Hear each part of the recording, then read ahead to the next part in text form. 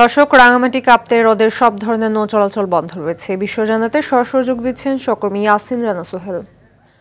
সোহেল, ঘূর্ণিঝড় রাঙামাটিবাসীর জীবনে আসলে কি ধরনের প্রভাব ফেলেছে, এছাড়া পর্যটকরা কি ধরনের সমস্যায় পড়েছেন, আমাদের জানাবেন বিস্তারিত।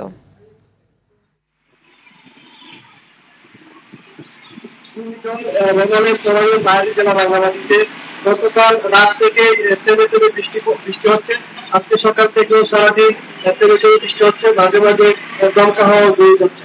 এদিকে জেলা প্রশাসনের পক্ষ থেকে কাপ্তাই হ্রদে চলাচলকারী সকল নৌযানকে সতর্কতা অবলম্বন করার জন্য বলা হয়েছে।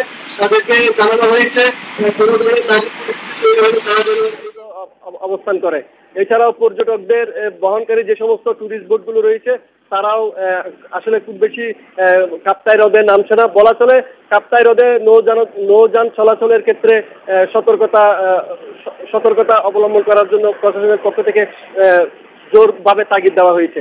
এদিকে পাহাড় ধসের যে আশঙ্কা দেখা দিয়েছে, এই ধরনের বৃষ্টিপাত হলে পাহাড় ধসের আশঙ্কা দেখা দেয়। সেই কারণে জেলা প্রশাসনের পক্ষ থেকে পৌর এলাকায় 29টি আশ্রয় কেন্দ্র খোলা হয়েছে এবং 10 উপজেলায় 322টি অর্থাৎ 351টি আশ্রয় কেন্দ্র প্রস্তুত রাখা হয়েছে এবং প্রশাসনের পক্ষ থেকে পাহাড়ের ঝুঁকিতে যারা অবস্থান করছে তাদেরকে আশ্রয় কেন্দ্রে চলে আসার জন্য, নিরাপদ স্থানে চলে আসার জন্য বারবার মাইকিং করা হচ্ছে এবং তাদেরকে বলা চলে প্রশাসনের পক্ষ থেকে